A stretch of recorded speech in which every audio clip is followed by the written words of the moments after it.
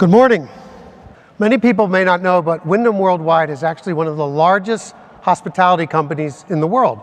We operate the largest timeshare and vacation ownership company in the world, the largest exchange and rental business in the world, and actually the largest hotel company in the world with almost 8,000 hotels in 15 brands across 71 countries. Within our hotel group, we have upper upscale brands, Dolce, Wyndham Grand, Wyndham. We have a very cool boutique brand, Trip. You can see some pictures here of our new Trip Hotel in Brisbane, which is mainly in Europe and Southeast Asia Pacific, and we're beginning to expand that in the US. But where we really make our hay is in the economy space. We have over 5,000 hotels under the name Days, Travelodge, Super 8. And this morning what I wanted to do is talk to you about why we think the economy space is heating up. You're going to see a lot of innovation and focus around economy hotels. Now, I grew up in Philadelphia in the 70s, and some of my most memorable experiences were when my parents every year would take our annual drive from Philadelphia down to Florida. They would get their AAA maps. I don't know if some of you guys remember this, and AAA used to send the maps all marked up, probably the first sponsored links. They would load all of our stuff into our station wagon, throw me, my brother, and my cousin in the back. We didn't wear seatbelts, and we'd start our drive down the highway, and I just remember my cousin launching himself off that wheel cover and pile driving me into the back of that car, and we just beat the crap out of each other and had so much fun during those trips. And what was so powerful about those trips, it wasn't necessarily the actual drive and where we're going. It was stopping at those hotels, stopping in those little towns, and being with family and that experience together. One of the things I remember actually, and I'm dating myself here, is we would stop every year at Howard Johnson's. Howard Johnson's was it started out as a small little restaurant chain, and we would have dinner once a trip where we'd eat fried clam strips and ice cream. That is a nasty, nasty combination when you think about it, especially when you're in the back of your car getting your butt kicked by your brother and your cousin. But again, it was the memory of these trips and the experience of being with my family that was really so powerful to me. So when Wyndham called about 18 months ago and said, we have a marketing opportunity, I couldn't resist the opportunity to go back and work on these brands that I grew up with that are so iconic and such a part of the American travel landscape. Taking a little journey back on Days Inn. So Days Inn was founded by Cecil B. Day in 1970 with one motel in Tybee Island, Georgia. And Cecil had a vision for what he wanted Days Inn to be. He wanted it to be a one-stop hospitality service experience for highway travelers.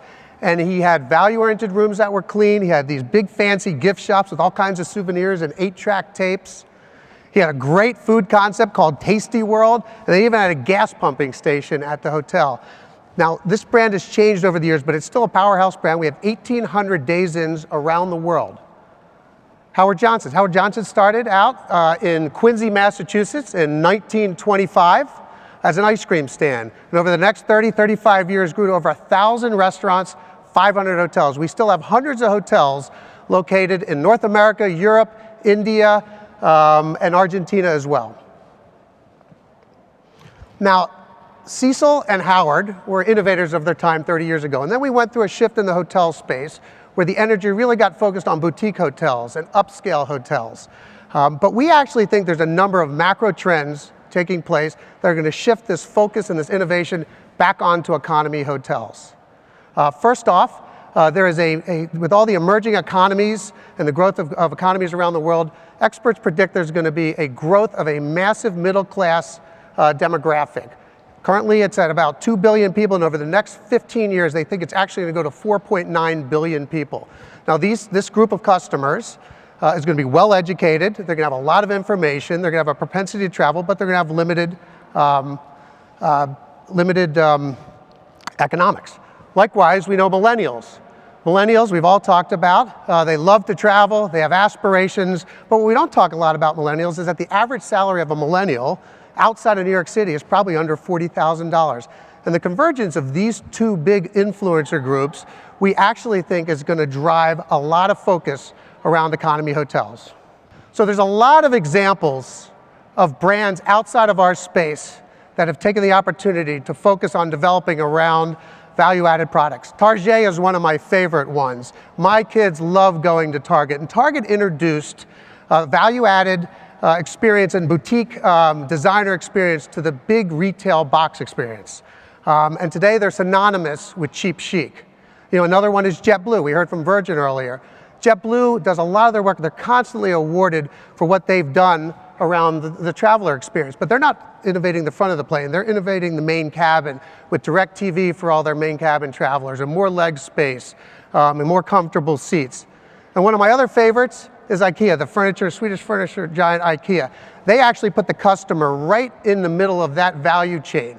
So getting furniture from IKEA is great, but you got to do a little bit of work. You got to pull the thing off the shelf, you got to push it on your cart, you got to check yourself out, you get a plate full of Swedish meatballs, then you go home, you got to either sort of roll around on the floor with your wrench putting it together, you hire someone off of Craigslist if you're lazy like myself. But what these three brands have all done really successfully is that they value the delivery of value to their customers.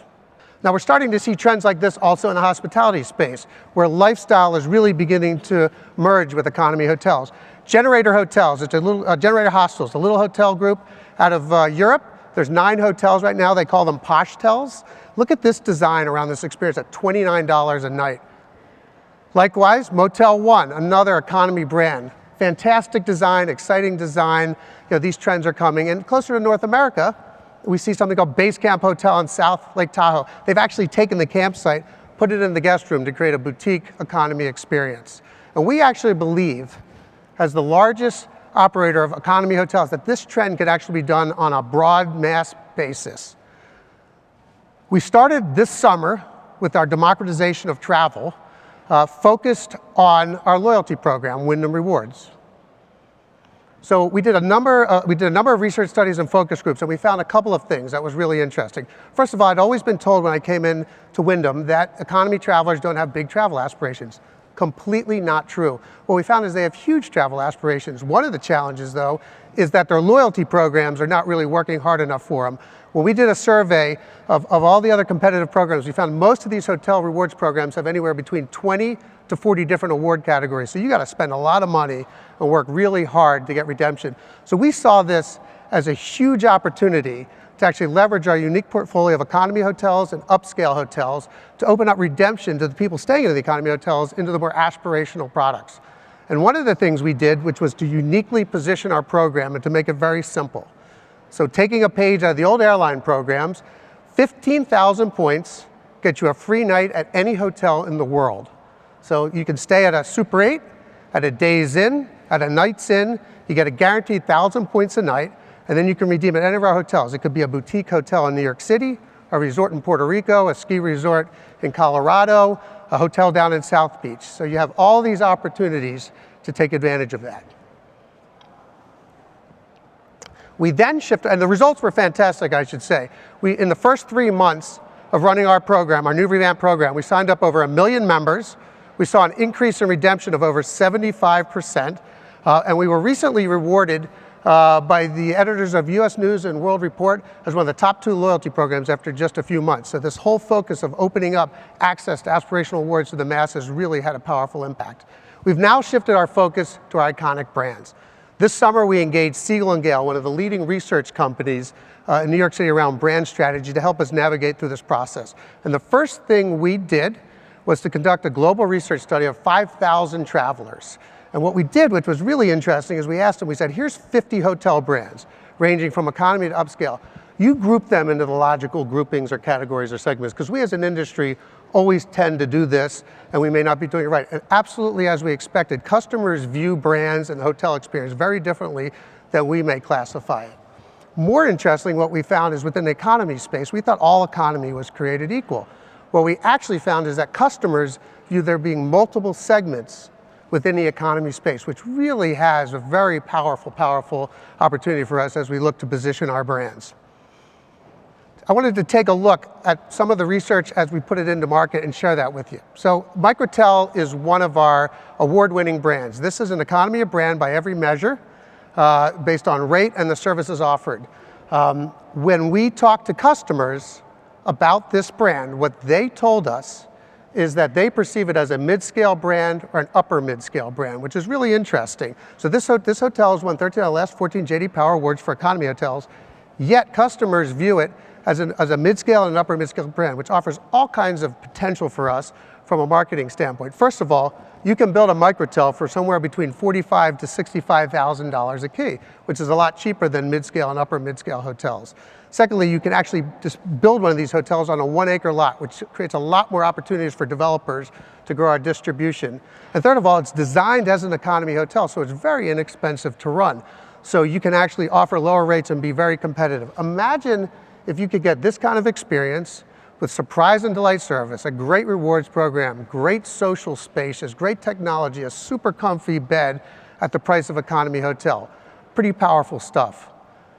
We then took a look at our Super 8 brand, and this is some of the work we're doing. Super 8 was founded in 1974 in Aberdeen, South Dakota, on an 8-point promise for $8.88 a night. Can you imagine that?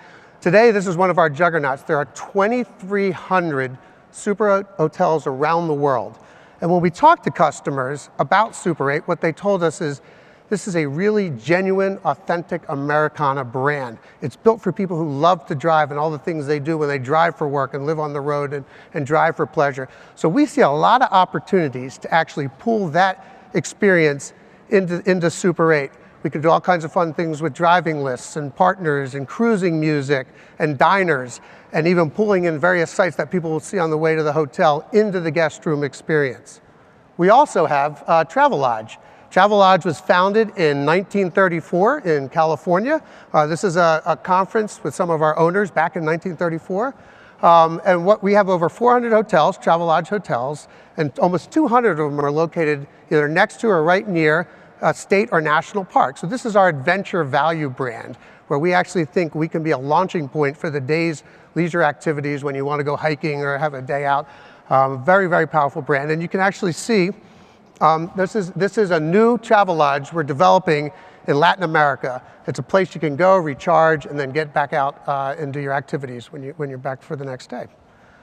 So we think there's a tremendous, tremendous opportunity to innovate around the economy space. It's a very exciting space, it's a massive space, there's a huge amount of demographics that actually support it. And what we want to really focus on is delivering that unique experience at a great price point to the masses, because we believe the travel democracy is coming and we're going to be prepared for it. Thank you very much.